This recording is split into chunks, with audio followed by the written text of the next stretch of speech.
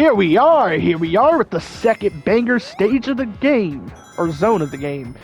Greetings and salutations, and this is Techfernal here, back with more Sonic 3 and Knuckles, and we are continuing on to Marble Garden Zone, which, if you remember how I ranked the zones last video, this was one of the highest ranking zones for me. Lava Reef, I believe, was above it, and I think Lava Reef was probably my #1 zone, if I remember correctly. I don't know how I ranked it then, but I know this and Lava Reef are like the two I look at most fondly at the moment, because this and Lava Reef are probably my favorite zones in terms of level layout, obstacles, music. Okay, no, that's a lie. My favorite zone music-wise is Hydrocity and Sky Sanctuary, but I think the music in Lava Reef and Marble Garden are also up there. Like, they're really good. This whole game, aside from the couple stages that they changed the music of in Origins, just has banger music. And honestly, I didn't mind the, what was it? The Carnival, the Casino, whatever zone. I didn't mind the music change there too much. It's the music change in Ice Cap that's a bit painful, but we'll get there when we get there. Like, the actual music they used for Ice Cap Zone just sucks here.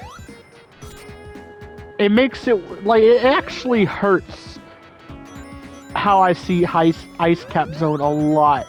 Like, you wouldn't think the music for a zone like changing would really like lower it too much, but it does a little. Oh god, they just butchered Ice Cap Zone in this game. But I don't mind the music for the other stage. I really don't. Like, to be honest, the original music for it wasn't that good either, so like, I just don't mind it. And every other stage outside of those two pretty much has their original song intact. I honestly don't know why they used the songs they did for Ice Cap and that others. Again, I'm blinking on the name of that other zone. I don't know why, but I don't know the reason why they used different tracks for those instead of remixing new tracks. Like, if it was a licensing issue, they could have just remixed new versions of the tracks, you know? Like, they could have made like their own version of it for Origins, you know?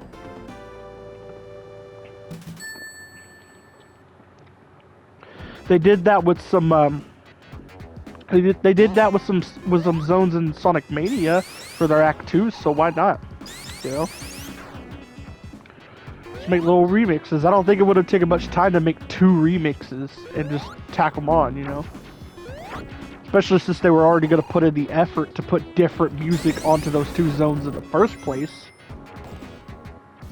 That's just my personal thought. I think I got Origins Plus, and in my opinion, they should have at least done that for Origins Plus. It would have been like a neat little feature for it. Don't get me wrong, I like the game, like having the Game Gear titles. They're pretty fun.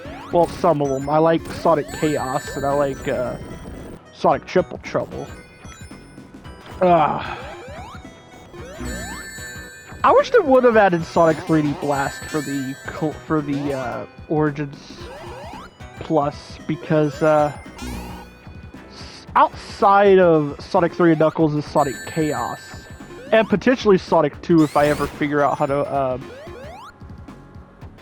to get past the what zone is this? The one that comes after Metropolis Zone, the one where you're like on an airship owned by Eggman, I think. I think that's what you're on. It's got like these chicken guys that pop out of the ground to shoot things at you, and like you're kind of climbing around a ship. Like, the idea of the zone's really cool. The zone itself is just frustrating, and that's kind of what I'm stuck on with Sonic 2. If I get past that zone and eventually beat the game for a first run, I will Let's Play Sonic 2 someday. But I need to finish my first run of the game first. So, yeah. I don't even know if I'm going to Let's Play Sonic Chaos. It's just a game I really would like to Let's Play someday, but it's also a pretty short game compared to Sonic 2 and Sonic 3 and Knuckles, which are already pretty short. since they're 90s games, and games in the early 90s before the PlayStation stuff really never really, for the most part, I don't think they ever really went over like a few hours. I know there were some like top-down dungeon crawling RPGs that probably did, but like most games back then, before we had like Resident Evil and Crash Bandicoot and before like Final Fantasy 6 and 7 and all that, like before all those, I don't think games too often were longer than like 3 or 4 hours. And 3 or 4 hours was already pretty long, because 3 to 4 hours is how long Sonic 3 and Knuckles is. And every other classic Sonic game is shorter than it, except for Mania, but Mania is a more modern game, so it kind of had the room for the game to be that big, you know. But I like Marble Garden Zone. Marble Garden and Lava Reef, they up there.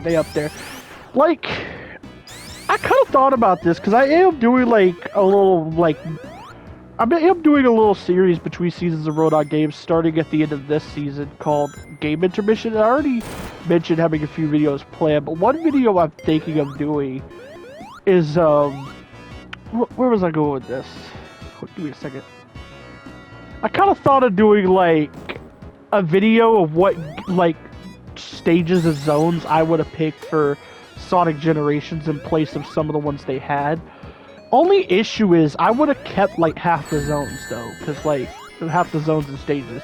Because Green Hill is the only good Sonic 1 level. There's a reason I never touched Sonic 1. There's a reason. Because Green Hill's the only good Sonic level. After that, it's just kind of all mid. Sonic 2 is a really good game. Sonic 3 and Knuckles is the best Sonic, classic Sonic game.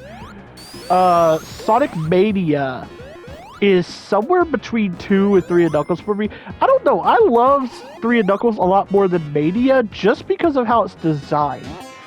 Mania has some really cool ideas and stuff, but like, I don't know, there's like some parts of Mania where I'm like, yeah, this is fine, but 3 and Knuckles would have done something like this better. No shade to the people who did Mania. I know they did an amazing job, quite honestly, because like Mania could have came out complete shit if it was developed by people who didn't know what they were doing, but instead it came out as a game that most people think are better than 3 and Knuckles. I'm just someone who doesn't, and that's because it does have something to do with like my skill at classic Sonic games. 3 and Knuckles is like the classic Sonic game that feels most like what I'm used to with Sonic games, like level design wise, like the types of gimmicks and stuff it uses. Because a lot of this, the type of stuff in 3 and Knuckles is the kind of stuff they would do in the Rush games, or like in the adventure games, you know, like a lot of like the gimmicks and stuff they use is similar to what they would use in those. And that's why like 3 and Knuckles is a game I'm good at. It's a game I love, like, because it's familiar. It fits in with the adventure and Rush games in terms of like the types of gimmicks and design it uses. Now obviously the adventure games and Rush games are the adventure games are a somewhat different playstyle, and then the Rush games are an entirely different playstyle. So obviously when I say like it's kind of designed like those, I don't mean like exactly how those are designed. I mean more so like I could see the types of gimmicks in 3 and Knuckles being used in those games. Like the tops that you get on in Marble Garden, and then you run and they float, or like the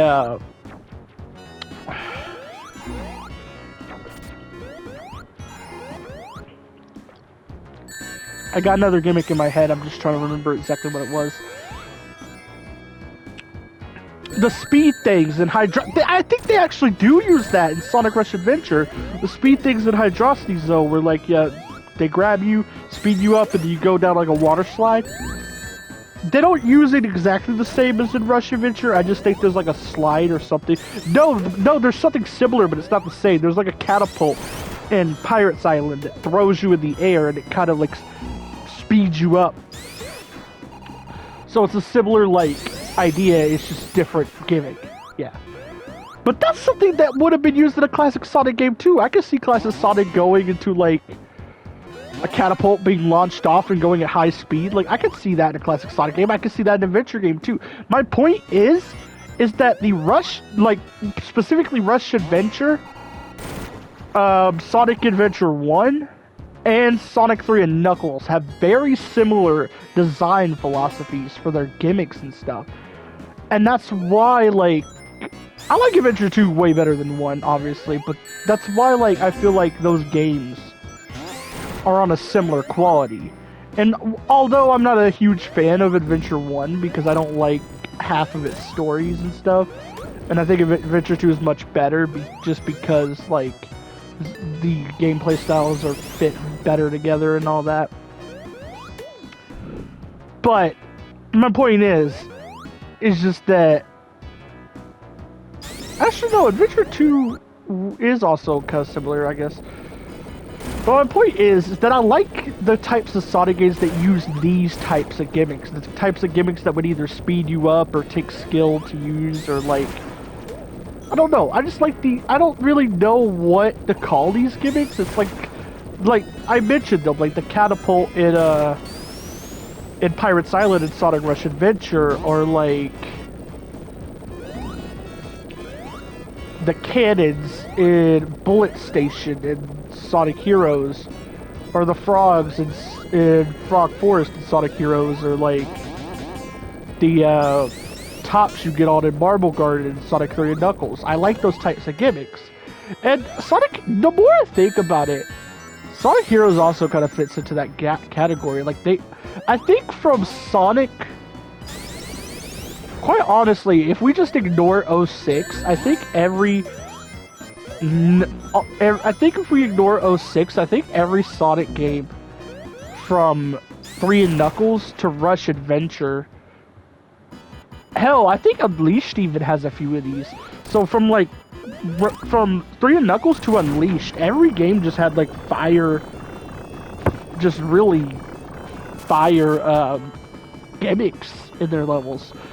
Colors was a little lacking in that because Colors gimmicks more so focused around the Wisp rather than the level itself. And yeah, the Wisp gimmicks are kind of fun most of the time, but like, I kind of prefer when the gimmicks are designed around the level rather than a power up. Me personally, that's why I like Sonic Unleashed and Sonic Frontiers better than Forces and Colors. I don't think Colors is a bad game like a lot of Sonic fans do these days, because quite honestly, I think the whole like mindset that Colors is bad is a little undeserving. I think the hate is just too much. I mean, to be fair, I don't think it deserved as much love as it originally got either, but like, Colors saved the Sonic series. Like, I know I complained about RE7 before, but at the end of the day, I don't hate RE7 for a similar reason. RE7 saved the Resident Evil series, and for a couple years, Sonic Colors saved the Sonic series. I say a couple years because Lost World and Forces kind of destroyed that, and then Frontiers had to like dig it back up and fix it again. So Frontiers and Colors are both like milestone games when you think about it. So is Adventure 1 and Sonic 2, I want to say. Like, they're games that a game right after it, well, I don't know if that's the case for Frontiers yet. We kind of have to wait and see what the next game's like. But they're games where, like, the next game right after it did what they did way better. You know? And I know Unleashed was the first, like, boost games. So, like, I'm not giving, like, Colors credit for the boost formula. I'm giving it credit more so for this type of level design. Because its type of level design, the level design used in Generations is definitely like a little Colors inspired. It's Unleashed inspired too, obviously, especially in the Unleashed stage.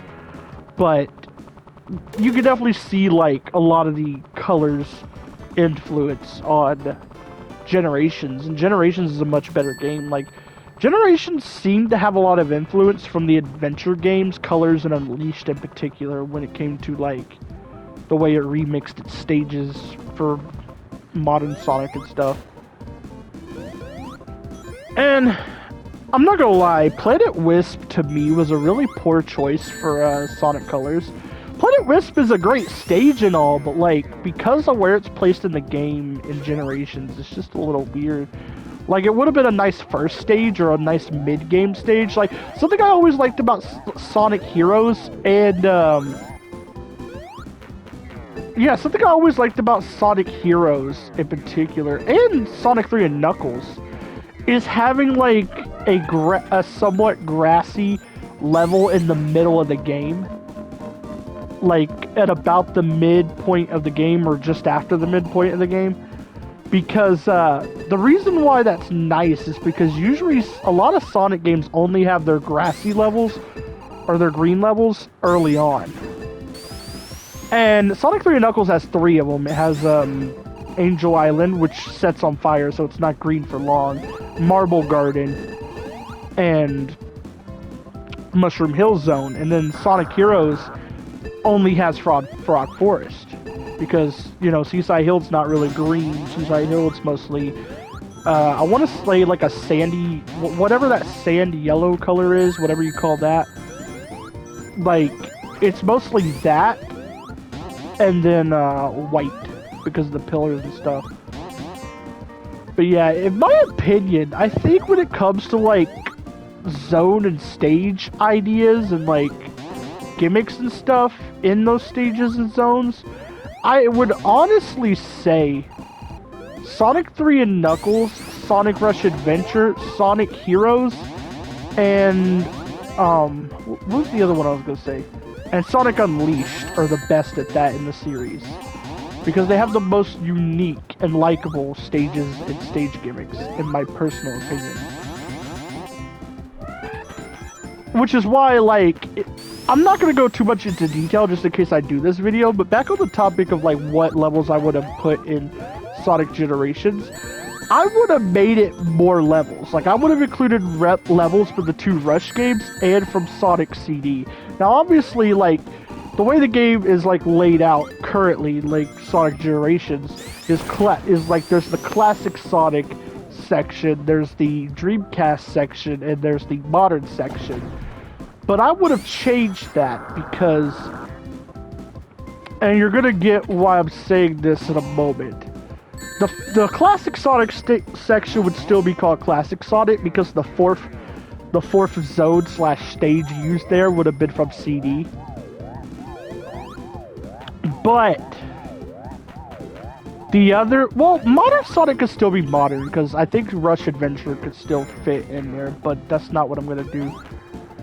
I would move I would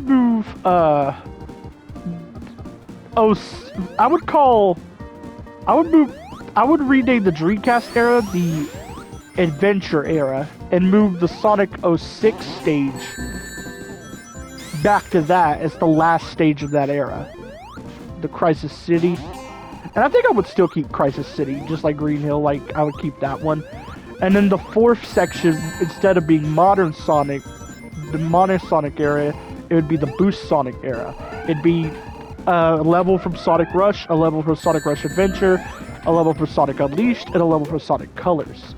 This one, adds like 30, like 15, like not 15, it adds like, I want to say like 20-something to 30-something minutes of gameplay to the game because you got 6 more acts tacked on.